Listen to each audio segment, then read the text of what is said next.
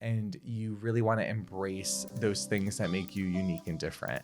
And those people are always the most attractive, because I'm sure you and I have both seen plenty of people who are attractive, but they look insecure, and it's not going to magnetize people toward them. So really, those who embrace those differences are the people who shine the brightest and that you want to be around the most. Hello, beauty. Yes, you. Join me, host Joyce Platon, as I chat with today's beauty, wellness, and lifestyle visionaries.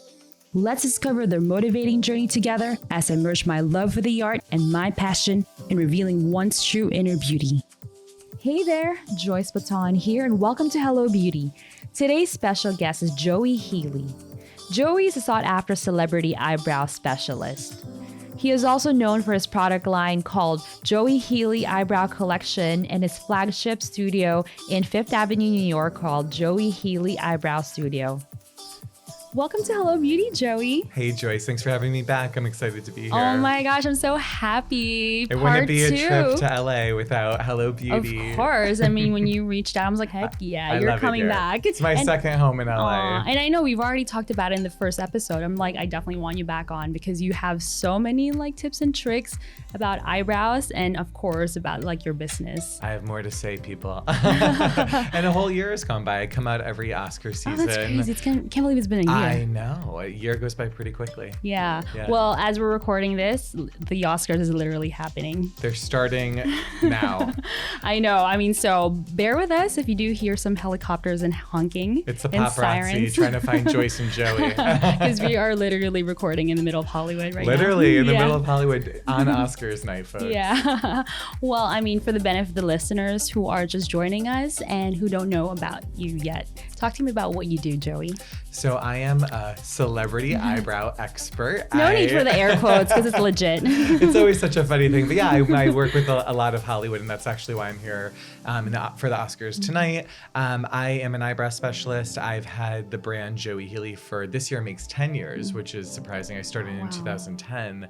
I own Joey Healy Eyebrow Studio, which is right in Manhattan. We're in Union Square, and I've had that location there for about 5 years. And so that's open 7 days a week. We do eyebrows, tweezing only, no waxing, no threading, no microblading. It's a very simple philosophy. And I also am the founder of Joey Healy Eyebrow Collection. It's 28 unique SKUs, and that's sold globally. So between the product line and the brow studio, I'm a very busy brow expert. Oh, wow. I mean, we will get to that in a bit, about microblading and like the natural eyebrow look. Yeah. So, I mean, for the why no waxing? What does it do to your eyebrows or skin? Yeah, there's a lot of people out there who do believe in waxing, and I'm not one of those people. Yeah. I am an esthetician. I was trained with wax, and I do believe waxing is great, just for the record, for, your arms, your legs, your boyfriend's back, those tough areas of skin where you indiscriminately want to remove hair. It's a great method. Eyebrows, the skin around your eyes is so tremendously sensitive. It's the thinnest skin on the body is the skin around the eye area. There's heat, there's chemicals. People don't really have a strong tolerance for wax. If you're sunburned, if you're using Accutane, if you're a retinol user, your skin really doesn't benefit from the wax at all. In fact, it's very detrimental. And then of course, it breaks down the collagen and elastin around the eye if you're doing it continuously. And beyond just the kind of nuts and bolts of it, I feel like the artistry gets compromised. With tweezing, it is one hair at a time. It's a philosophy I believe in. I never really wavered from that. And as a business owner, I focus on quality and not volume. I see 12 clients a day. It takes me an 8-hour day to get through them, 40 minutes each. But I do believe that that is the best way to service the client, is just one hair at a time. And through tweezing, you can really balance imbalances. Waxing is sometimes getting people off track, and they often get a little too thin. Not my favorite modality. I like the control of tweezing and trimming. Yeah, and at least with tweezing, you can get to focus on removing the hair from the right follicle, how it grows, right? Because waxing kind of you probably you're not sure where you're waxing and taking off the hair. Well, you just have to generalize the direction of hair growth. They say when you're waxing, apply in the direction of hair growth and pull against. And with the brow, it just changes direction of hair growth so quickly, it's hard not to break off the hair. And often people break out after waxing. Sometimes it's because the hair has been broken and then there's ingrowns. Again, a lot of people see success with waxing. I just feel like with tweezing, it benefits the client and the result is really there. And for those with sensitive skin, it's just, to me, the only option. Yeah, I believe so too. Yeah. So in episode 23 of Hello Beauty. Wow. Way back, yes. memory lane. I know, we're episode 63 now. Wow. Oh my God, man. We're just exactly 40 out. Yeah. So I know that back then you were all about natural brows and not really so much into microblading. Do you still feel the same? I do feel the same. I'm like that old eyebrow curmudgeon. Like when I was a boy, we didn't tattoo our eyebrows. You know, it's funny because I do have a strong philosophy on eyebrows, which is not surprising. And I really don't waver so much from it. That doesn't mean that I'm not open-minded about all of these new amazing techniques. And I actually think eyebrow microblading is very interesting. It has evolved some and improved. And there's select candidates who would benefit from it. Maybe those who've undergone chemotherapy, they're older, they have no brows to, you know, and they just want a quick, easy thing. I just don't love the final product, the commitment to it, the way it sort of wears over time. So I haven't really changed my stance necessarily on microblading. But you know, I'm well informed about the process, and I like it as a base if you're going to put a little powder on top of it to soften it. Sometimes I think people have this fallacy that they'll never have to buy another brow product, never fill in their brows again, wake up and go. And like many things in life, if it's too good to be true, it so often is. So sometimes for people it can provide a good baseline, but it's not as simple as just now your brows are done. And we know that trends change. Exactly. What if you wanted an auburn bob tomorrow? You look very chic with that. But then we need to get you a little bit more of a warm toned auburn brow, and you're committed to your tattoo often, or that's you know, true. even as the skin kind of goes in one direction as we age, and that's down, you often want to lift the brow up underneath by taking a little bit more. But if there's a line of micropigmentation, you're committed again to that shape that may have been higher before. So not my favorite, and nothing has radically changed in my stance in the past 365 days. You never know. You never know. True. I know, like what you said, when you wake up, I guess, like tomorrow morning, you're like, oh, maybe I'll just do this. Exactly. Well, you know, I can say one thing different from last year is that I don't believe it's really a trend anymore because it's really stuck around. And I've seen trends like brow extensions, like come and go like that. And you and I have probably both seen a number of trends in beauty in general, but certainly with eyebrows. And microblading really has its footing solidly placed. I would say that it's part of the industry, and it's popular. Yeah. Speaking of trends, the brow lamination That's is a new one. blowing up on Instagram. I'm seeing everyone, even some people that I know have been getting it. So what is brow lamination exactly, and what do you think about it? Yeah. If you guys haven't heard about brow lamination, I'd love to tell you. The first time I heard the phrase, I laughed out loud. It's like, it sounds wild, but it is kind of wild. So, you know, little spoiler alert, not a huge fan of it. You know me. But I think you stick to the classics. I do stick to the classics. I certainly am not as opposed to it. There's those air quotes. As I am with microblading. But because brow lamination will go away in, I don't know, maybe 6 to 10 weeks. What it is, it's very similar to like a lash perm. If you've ever had perm for your lashes where they apply a solution, it's that same solution essentially that's applied to the eyebrow. It's a chemical. It's often keratin based. And so your brow is brushed through with the solution with like a mascara wand. And then there's often like saran wrap that they put on the brow, and to hold it very flat, all of the hairs. And basically it's a chemical straightening process of the hair. The whole process is about 30 minutes. A solution is applied that breaks down the bonds of the hair so they straighten out. And then there's a neutralizer applied so the bonds reform. The result is a very flat, one-dimensional, upward swept brow. And I guess a lot of people are sort of after the feathery look, and it does have a little variance in the hairs. Thing for me is that there's no texture, and that is what feathery means to me. Feathery and fluffy, I think, are defined differently by different people, but sometimes I say it's a little bit like eyebrow roadkill, like it kind of feels like they're super flat to the face, often very shiny. Yeah. It's kind of like the soap brow look, which is, you know, using glycerin soap and a mascara wand. I would say soap brows are a little bit more flat and stern than like just a clear brow gel. But soap brows look very much like brow lamination, and I would prefer doing something for a look for a day, like a soap brow, that's lower commitment. Yeah. Because it's all about the commitment that you're kind of just like, iffy about. Well, the thing is that things do change. And with brow lamination, it's really not recommended to get it done that often. And they say if you have, thicker hair, maybe you can get it done every 6 weeks. But if your hair is a little bit finer, you'd want to wait every 10, because there's the question of tolerance. How much can your brows tolerate with this chemical? Now, one of the products in my line is called Brow Renovation Serum. It's our #1 product. It's full of vitamins, botanicals, moisturizers, hyaluronic acid, peptides. So my brain is so focused on conditioning the brow and that makes sense. Yeah, putting it in the best kind of environment you could to support and maximize growth.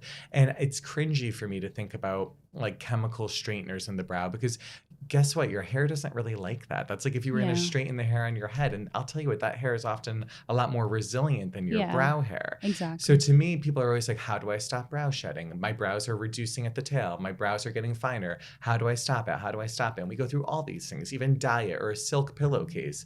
So it's just concerning to be, putting on a pretty serious chemical. And I would say, just for safety in general, just consult a dermatologist if you're, like so many of us, I'm a retinol user, or if you have sensitive skin or are prone to allergies, because it can cause some irritation. It's an interesting process. Yeah. It's very interesting. Very. I mean, even for like our hair, like our scalp, if we do experience shedding because we over process it, so what more like the delicate hairs on our, face, right? Like what you mentioned. I just think that there's something when people come to me and they have sort of a coarse, curly brow, it's very maddening to them. They want them to be flat and straight, and they have trouble manipulating them. So I understand the desire to get them to kind of straighten out a bit. But really, I love the texture in a brow. I love the dimension. Too. Yeah. And that's why I think, we're seeing for the Oscars, I was kind of, snooping on the red carpet photos on my way over here. But it's a lot of clear brow gel, brushed up, and people embracing that natural texture and not fighting to, tattoo it into place or steamroll it with chemicals.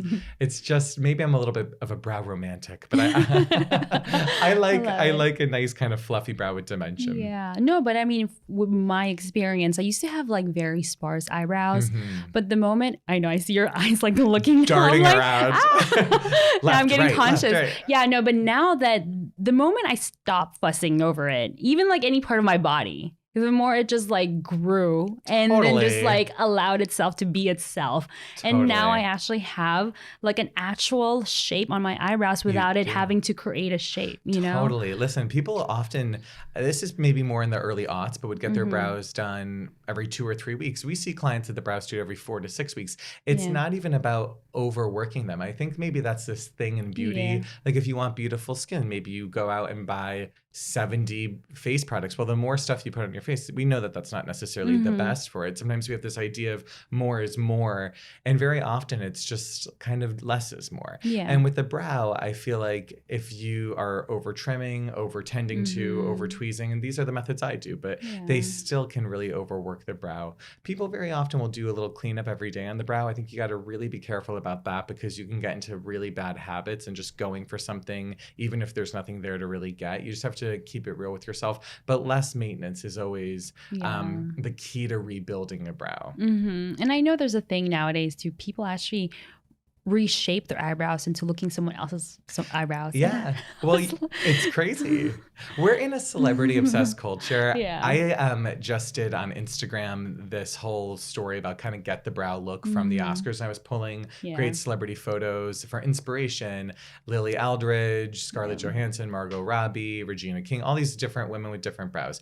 So I love the idea of kind of get the look, and I embrace that. But with that said, it's just a loose inspiration. We can't manipulate our faces to look like someone else's. So when someone shows me a picture of a celebrity, I think, well, okay, you have a very different direction of hair growth pattern, different texture to your brows. So I think what you like is that her brows are 2 shades darker than her hair. Or I think what you like are that her brows are brushed vertically in the front. So you have to sometimes look at those celebrity pictures and extract very specific inspiration and keep it to that. And don't try to mimic hair for hair, or else you're probably going to end up dissatisfied and overworking your brow. A lot. I have people that I know, they actually remove their arch and the tail so that it will be more horizontal and flat looking, because some people don't have an arch and they want to follow that. I was like, that is pretty crazy. It's insane. Well, having a straighter eyebrow is definitely a trend that's very hard to achieve. I think a really good example of that is like Kendall Jenner. She's a beautiful girl and she has that brow shape more naturally where the tail is a little bit higher. So the arch kind of is less present.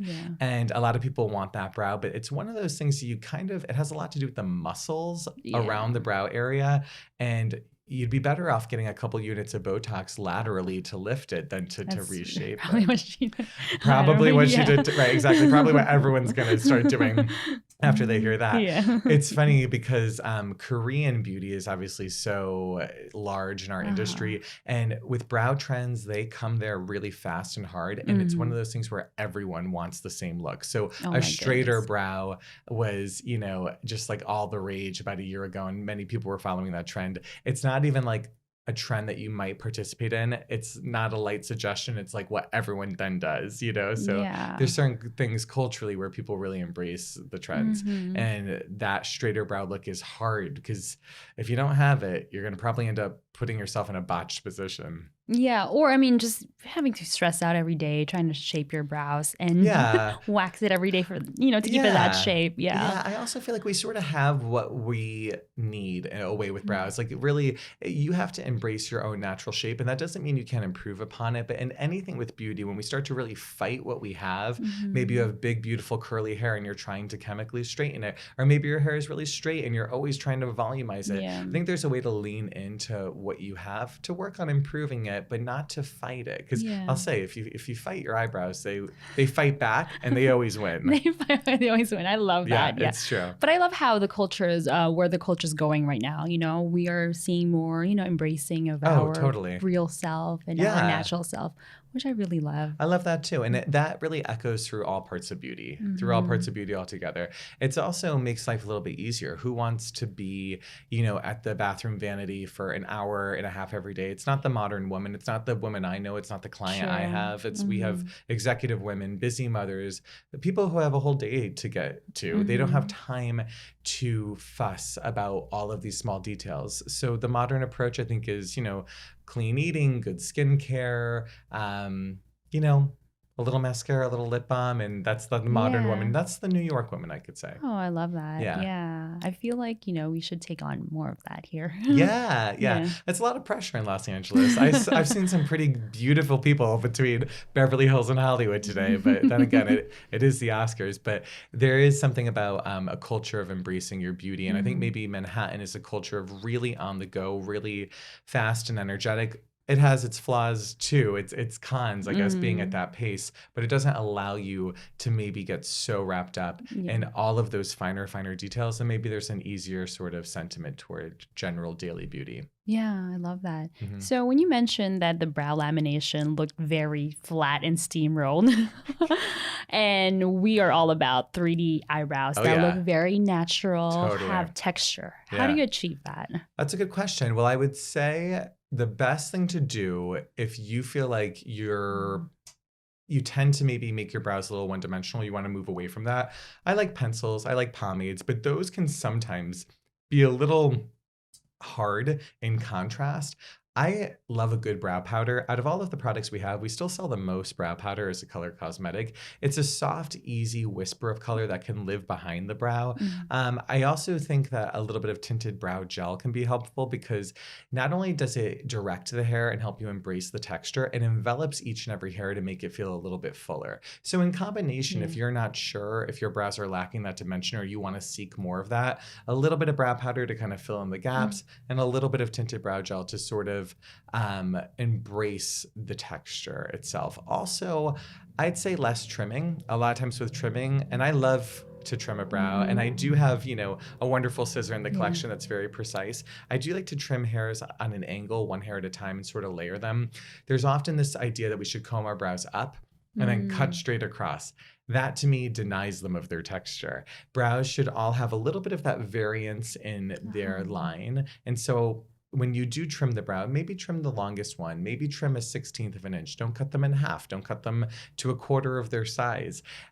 Trimming too much takes out the dimension. But I would say it's almost like going to the hairdresser, because when I see my own hair getting cut, I often think, oh, this is very much how I cut brows. I sort of comb them up and then I kind of cut in on an angle. I sweep them over, I comb back up. It really has to feel like that. So if you're at home and you feel like you have a very reductive, non-artistic technique to cutting your brows, try to embrace the inner Rembrandt in you and try to sculpt them a little bit more intentionally. But I would say tinted gel, a mindful trim, a little bit of powder, all will equal dimension for you. Too much pomade, too much pencil, and you could start to go down the wrong path of a little bit too flat of a brow. Yeah. With your eyebrow brush, how are you supposed to, like, you know, hold it? Are you supposed to draw or like follow the shape of your eyebrow or work on feathery motions?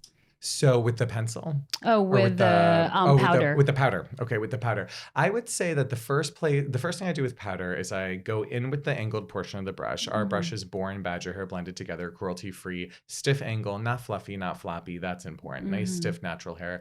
We also have a synthetic brush, great for pomade, great for highlighter, but we want natural hair for powder. Straight into the powder, a little tap so you can, ensure that you're not getting fallout. And then I like to start at the highest point of the brow, the arch, and kind of make sure that we're going up and down, that we're really finding that angle in that moment where the brow inclines and declines. Maybe going in, taking a little bit more and kind of pulling forward the tail. And then whatever's left on the brush, you can do in the front. I don't like it when the front looks like a hard box, hard square, when it looks almost like a sticker, you know? Yeah, my friend literally texted me, how do I make my eyebrows not look like a box in the inner eyebrow area? It's tricky. I'm do that last. Do that last. Yeah. We're often very dense too in the center of the brow. So I always say, look at the darkest, densest part of your brow unfilled, very often in the center. Just don't add more color to that area. Make a mental swatch of what that area looks like and just use your powder to help everyone else reach that density. And I guess if you're using like a pencil or something where you're putting the front in more of a box, just make sure you blend it after. One thing about powder is like you kind of build the brow up to the level of intensity you want it. With pencil, it's a bit of the opposite. You put it on its full intensity and then you blend it down until it looks soft. So both can be easy to achieve in the front, but less is more. With that said, I don't necessarily love another trend of like ombre eyebrows where it goes from really light in the front to really dark. It's not particularly natural, but I would say there's some degree of sentiment that the front should be soft, but within reason. Not fading and ever so, you know what I mean? I guess that's maybe like a really perfect gradient. Exactly. That's so weird, right? Like a dip dyed eyebrow, right? Ombre eyebrows. I mean, that is funny. It is funny because you've seen it. Yeah. You know? And also you don't necessarily have to put product in like the whole eyebrow, right? Definitely not. Like what you said, you have to kind of check where the darkest part is or the lightest, and then you just work around that. Sometimes I know people who put brow product in one brow and not the other, and that is okay. The thing is, we really are specific in a Joey Healy Eyebrow Collection about finding the perfect shade for you, because if your color isn't perfect, you do have to pull it through the whole brow or else it looks a little off. But if your brow product is color correct, you can just do it in one little area and then it just blends in so seamlessly. So finding the right color, the right undertone, whether that's cool, warm, or neutral, I think is the most important. And then you can kind of, use less. Using less product is the key. And if the color is a good match, you can use less product. Yeah, you offer eyebrow tinting, right? We do. And I love brow tinting. I'll tell you, that's like my radical thing that I do. I've tinted brows for 10 years. I mean, I just feel like there's nothing more immediately gratifying to clients than a brow tinting. And we have it called the eyebrow blueprint, where it's shaping and tinting combined. So we offer shaping, tinting, and then the eyebrow blueprint, which is everything together. And the biggest wow from the clients is when they get a shape and tint, especially those who really need it, with gray in their brows, blonde in their brows. And eyebrow tinting makes the most out of every hair, and it makes sure that, every hair is working hard. It lasts 4 to 6 weeks, zero irritation. We custom blend the color, vegetable-based dye, and it really is a nice way to make the most out of those sprouts in the front, those last hairs on the tail, the highest hairs in the peak. Sometimes there's baby hair, peach fuzz, that vellus hair that kind of lives in the brow. It puts that to work too. And what's nice is you can just wake up and wash your face and you look in the mirror and you're like, oh, I have my eyebrows. They look good. So tinting is a wonderful process. Yeah. What do you think about the idea? Because with people that have dark hair, is it true that you should be lightening your eyebrows just to kind of like brighten your face? I don't think so. I think I like a richer, darker brow. Obviously, I'm into brows, so right, like it's something I have that's appealing to me. I don't think you need to lighten your brows, in my opinion, unless they are black, truly black. Some people have a brow that's almost like a blue black. It's sort of can look even like there's like a sheen to it because it's so dark. I like using a bleach, brow bleach specifically, to just take it to a dark brown, not necessarily to take it to like a sand blonde, but just to basically take out that severe edge. Sometimes when you lighten the brows too, they can tend, if you leave it on too long, to get a little bit too warm, which you want to avoid. But just using a little bit to kind of basically take off the edge, knock back that black, soften it out a bit, I think is a good option. In 2018, we developed a product called Brow Lacquer. It's a tinted brow gel. Love them. They can preview what your brow would look like with one of those. But if there's a time that you want a softer brow for a softer look, I would say use a tinted gel. Because once you lighten the brow, the maintenance can be a little bit trickier. Just meaning that your brows grow, rest, and shed. So you really want to wait for the full lightened brow to grow out. Because if you lighten it too soon, the natural hairs, the virgin hairs will look great, but then the previously dyed hairs might lift a little bit too much.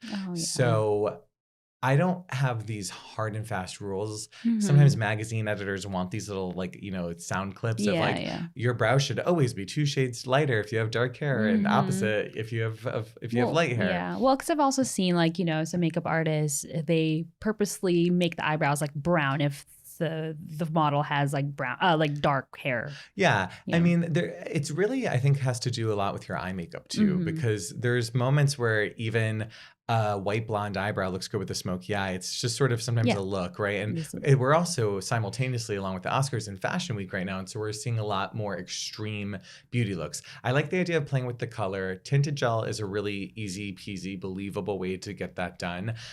If your brow, a lot of times people who come in who want their brows lighter have really shapes that are not very symmetrical or like issues within the shape. Often when they can get a proper shaping and a proper understanding of how to fill in their brow, they do want to keep their dark brows. I feel like if the brow is off, if one's higher, one's shorter, you can tell more if the brows are really dark because they're in higher contrast. So if you can really get to the core problem, it's almost like brow therapy, get to the root and start correcting some of the shape, people will start to embrace their brows, or what once felt overwhelming now feels very tidy. And also with a dark brow, I think it's a blessing. So a tip is also you might want to do a little bit more shaping, a little bit more tightening of the arch, a little bit more of a taper with the tail if you have a dark brow, so it's not so punchy. Even a little bit more trimming in that case, so you can maintain your dark brow with a little bit less impact. Yeah, I think it comes with age. I mean, even with me, I've embraced my eyebrows. Well, also with the help of your eyebrow serum that you gave me last year. Yeah, so they look great. It did help with the growth. They look great. Oh, thank you. Yeah, they look great. I think that if you're concerned with growth in any way too, then lightening your brows would really be taking you a step backwards, because sometimes that little bit of a richer color is in your favor because it's giving you more volume and density. Yeah. Trends change though, and listen, that we know, because in the 90s we saw a lot of lightened brows, and when you look at 90s makeup, it's cool now. I mean, it has the brown lipsticks and stuff, and a lighter brow is part of that. But I would say, tinted gel for the day you want to play 90s girl. Yeah.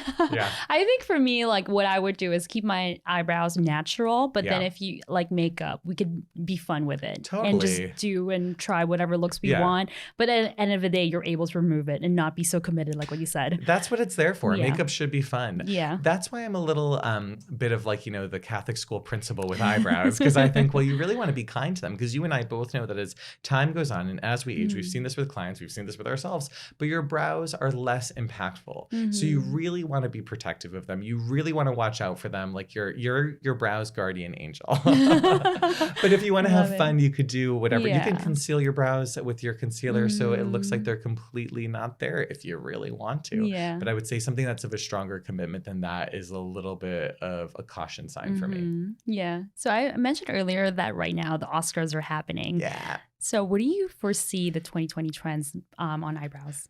Well, interesting. I I just did a story with Refinery 29 where we were talking a lot about 2020 beauty trends. And to your earlier point, we are seeing things go softer. So that does include the brow. Of course, it's lighter on makeup, lighter on contour and highlight, lighter on eyeshadow. But we are seeing that reflected with the brow. So clear brow gel was what was featured in that story specifically because it does give you that sort of upswept look. And don't, sleep on your clear brow gel because there's good ones, there's bad ones. Some get crispy, crunchy. You want ones that are pliable and flexible. Sometimes you think it doesn't make a difference, but you can sometimes I use clear brow gel on my own brow and then take a tweezer and pinch little clusters together so I get little spikes in them. You can do things with clear brow gel. It is a wonderful tool not to be overlooked. In general, I think we're seeing a little bit more arch in the brow, which might seem counterintuitive to having like a less done brow. But I think if your brows are going to be less filled in, less done, they need to have a little bit more in the shape. Really full boy brows were the story in 2014, 2015. It was leaving lots of strays underneath. Maybe 2017, 18, the evolution of a brow that was a little bit straighter across.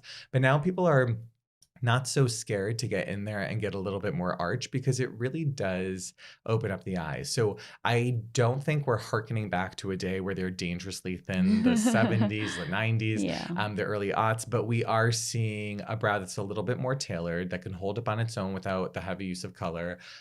Clear brow gel is being celebrated. And I would say a return to brow powder is becoming a thing that people have sort of left and forsaken for other brow kind of tools, but we're starting to see our powder sales really go up because people are just wanting a whisper of color and avoid the drawn in look if you're a non-expert. I didn't know that, there was like a bit of a slump in the brow powder category. I didn't know that because I still used it all along in my models and my client. I totally have seen that over the years. People are using felt tip pens. People are using, those like kind of markers that have 3 prongs to mimic microblading. Because I don't use that. Yep. Pomades, which I love. We have a product called Brow Whip. It's awesome. I used it on clients today for the Oscars because it lasts all night. It lasts through the rain. But there's been more brow technology, I guess you could say. Tinted gels, all stuff that we have in the line that I love. But brow powder, I think, kind of got like a little bit of a back seat. And people think that these tools that are more like automatic, like a retractable pencil, are going to be easier. And I don't want to use a brush, and I don't want to have 2 things, a brush and a powder. The right application of brow powder will look like you're not wearing anything in your brows, even if you're at brunch at 12 noon outside, up close talking to somebody. It can be very, very, very natural.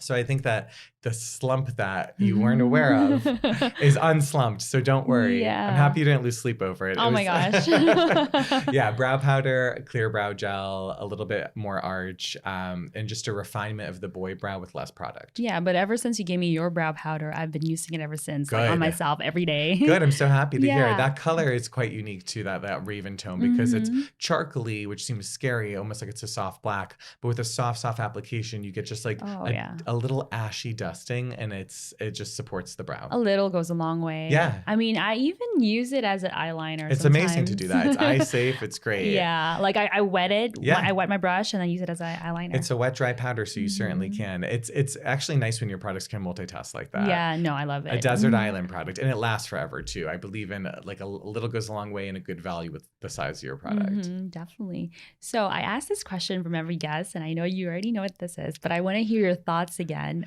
So here at Hello Beauty, we have a philosophy, and it's say hello to the beauty in you. What advice can you give to those who are trying to discover their beauty within? Yeah, I do remember this question from last time, and this is probably an updated version of it. And we had touched on this a little bit earlier when we were talking about embracing your own natural features. I think in the past, even maybe last year, I kind of referred to it as maybe embracing things that you consider flaws.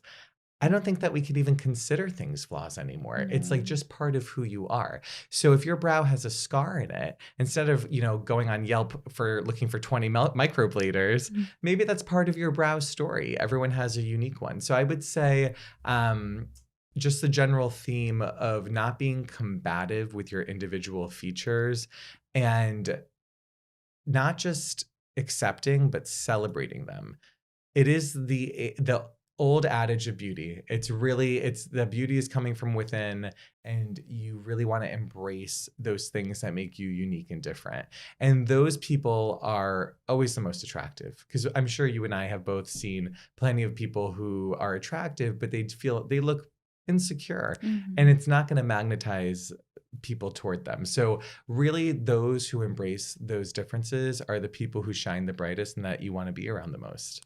I love it. Yeah. I love the update. Yeah, the updated version. Flaws are very 2019. Yeah, I mean, like what you said, if you fight it, they will usually win. So just don't fight it. Absolutely. Absolutely. That's something that, also is as we age, it's something, when you're in your 20s, you think about differently than maybe when you're in your 30s and your 40s. But, we're aging, and things are maybe not that, your skin isn't as glowy as it was in your 20s. Maybe your brows are a little bit weaker. This is part of life. This is an inevitable part of life. And if you love living life, you have to love and embrace aging too, and not try to fight it so much. All of this marketing messaging about anti-aging and turning back the clock, it's really toxic. And I think that it's not helping anybody. It's just making people rush to try to fix problems that have no solution. That's true. So that embracing it, sometimes it's easier said than done. But I think that if we could shift toward that philosophy, then all the merrier. And I do believe in enhancing your beauty. Obviously, I'm in the beauty industry. These are the things that make you feel good. And they make you feel a little bit more pulled together. But there's a difference between enhancing something and fighting it. Yeah, I totally agree. So what is something exciting in store for you? Something exciting in store. Well, I've been traveling a lot more in the past year since I've seen you. I've done brows in the past 6 months in Paris and London, Los Angeles, Miami. So I'm thinking about some expansion, which would be exciting to new markets. I'm always traveling to kind of get like my thumb on the pulse and to see what can be another opportunity. So that our Manhattan Brow Studio is really pumping. I have to knock on wood. I'm going to knock here. On. Yeah, there we go. This is what literally everything's we're in the Hello Beauty forest. I would have to knock on wood. Yeah. But everything's been great at the New York Brow Studio, and we're growing so much year over year at such a rate that it's just exciting to think about expanding into new markets. Also, in December, I launched my first skincare product, which was, thank you. It's called JH2O Botanical. Oh, I've seen that. Yeah. Botanical Facial Mist. It's a wonderful spray. You can use it as a toner. You can use it to under makeup. You can use it to refresh your skin throughout the day. It is alcohol-free. It is dye-free. It is paraben-free. And what it's full of is amazing botanicals: turmeric, nettle, rosemary, aloe, cucumber, witch hazel, castor oil, reishi mushroom. It's just a great product, and it's been very successful for us, and there's been a really great response. So I've also kind of toyed with the idea of maybe doing something for the under eye area, and kind of branching into that area a little bit more. It's a little tangential to the brow business, but it's certainly something that's front of mind and that is being well received in the botanical mist. Yeah, why facial mist first? It's funny. It's something that we've always used in service. I've always had a bevy of facial mist at the ready. I've always loved Mario Badescu rose water. Super simple, very inexpensive, great product. Everything to the Caudalie, to MDNA rose mist, lavender mist. We use them in service often to just kind of remove makeup that's not waterproof, to refresh clients who are rushing in August. It sets a tone again, like feel when you sit down. Yeah, right. It's a personal thing too. I love facial mist, and I feel like for me, it's like the shh, everything's gonna be okay. It's the reassurance. Calm down, There's something really important about that too, and it just kind of freshens up the skin, especially throughout the day when I'm feeling like I'm running myself ragged. So whenever there's something on my station that I don't manufacture or produce, I think, maybe I can make that. It's a funny thing. For years, I used beautiful Shu Uemura scissors before I thought I can make a scissor. Or we used Tweezer Man tweezers before I thought I can make a tweezer. So, that's kind of where the genesis of that was that using a lot of facial mist in service. And I thought, I bet you I can make a facial mist that's not just rose water, which I love rose water, but I thought something that was like a little bit more complex and beneficial for the skin. And then it took me about a year. But once I started researching, it was really fun. And there was a lot of shortcomings to other mists that I thought, even things that some things are highly effective, and then some things are just water. So it's like, where can we get in between where something that's a great experience and it smells good, but it's effective? And some of those effective ones, like P50 toner, which I love, but it's serious. And it's something that you want to use at nighttime. For those of you who don't know, it's an acid-based toner from Biologique Recherche. fabulous, but more to get the job done of like a liquid exfoliant. And then there's things like a simple rose water or an Evian spray. They often don't do a whole lot, but they're nice to have around, but you can't see a visible difference. So I feel like with JH2O, it really is in between. It smells amazing. It's super refreshing. You can use it throughout the day, right out of the shower and under makeup to refreshing multiple times throughout the day. But it has wonderful beneficial ingredients like adaptogens and even that castor oil is so great because it leaves a light hydration on the skin that's so needed in the winter in this time when we're not reapplying our skincare, but we feel a little dry throughout the day.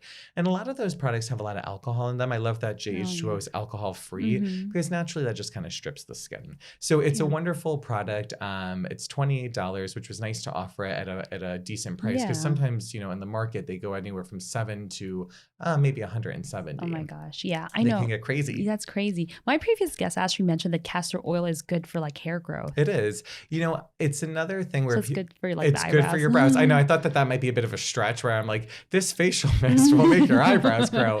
But the truth is alcohol is bad for your brows. Castor oil is good for your brows. Castor oil, a lot of people ask me, will castor oil grow your brows? It's one of the number one questions I get. There's no empirical evidence after scientific research and studies that have shown that it actually changes the way the hair grows. What it can do, like any oil, is hydrate the follicle, which is good for the hair. In fact, after brow lamination, they often put nourishing oil on top of the brow just to kind of replenish what might have been lost, which lets you know that maybe it's kind of trying to repair something that might have been intentionally damaged. But the castor oil is definitely hydrating for the skin and definitely good for the brow. And the ingredient that kind of would replace alcohol in JH2O is a little bit of witch hazel, which does have nice astringent properties, but it's a lot softer and it's a lot more gentle. But castor oil for lashes and brows has been a thing for a long time. So it certainly doesn't hurt. But if you're looking for real growth, you need peptides. Of course. Yeah. I mean, you're mentioning that you can, create all these products that you see on your table. Yeah. I mean, if you guys want to check out episode number 23, Joey talks all about his business, tips and tricks and how he started in the business and what he learned along the way. Yeah. So little things like that. Yeah. I mean, it's good to know. You got to keep your eyes open. I'll be making microphones next week. Where we get this? He's going to be editing my video soon. I love to learn and grow. And also when you start to manufacture products, I think it becomes really fun. The one thing that was cool about doing some skincare too is the packaging is, it was illustrated by a wonderful graphic designer, Tracy Jones. All these green leaves and vines. And our product line is, very straightforward. It's black and white, literally, literally and metaphorically. It's very chic. It's very New York. It's very gender neutral. I've always liked that. But, after 10 years, you want to see like a little bit of the rainbow in there. So having this kind of product that's like a flanker product. It's in our home of Joey Healy, but it's just in a little different world because it's skincare. It's all of our classic branding, our logo, and the feel and look of the streamlined brand, but with this amazing kind of graphic green all over it, which is exciting. Even the inside of the box is green. So doing the packaging for it was nice because I felt like I got to dip my toe into like a little bit more excitement. It's an evolution of the brand. So I think possible new locations, whether it's nationally or globally, and maybe exploring a little bit more about skincare, which is important to me as an esthetician. And, all of my philosophies really have to do with embracing the natural beauty and just, doing your best to look your best. So I feel like that would be an interesting sector to dive deeper into. Oh, I love it. So what are your social channels and where can they find you? I'm Joey Healy Brows on Instagram. It's same on Twitter. And on Facebook, the company Joey Healy. You can follow us along for updates. But I'm most active on Instagram. So always trying to post lots of things. And I get a lot of good feedback from you guys too. I ask questions about products and trends. And I love his page. It's like there's a lot of like memes or something. Yeah, I want to which I love. I like to make people laugh, you know. It's all eyebrow focused. So if you can get a little chuckle in there as well, not so bad. Even if they're memes, there's a lot of information in there. Yeah, I definitely like to disseminate a lot of information. I feel like what I love about social media, it's like a conversation. Yeah. So I answer every single comment on every post. I try to get to all of my DMs so we can talk and I can help talk to you about your eyebrows. No, I love it. Well, there you have it. Thank you so much, guys, for listening on a weekly basis as well as watching us on YouTube. You can reach me on my email, team@hellobeauty.sk. hellobeauty.la, and my Instagram is hellobeauty.la, and my personal is Joyce Platon MUA. So don't forget to subscribe, like, leave review, so it helps the podcast be more searchable. Thanks, guys. Thanks for watching and listening. Thank you, Joyce. Thank you.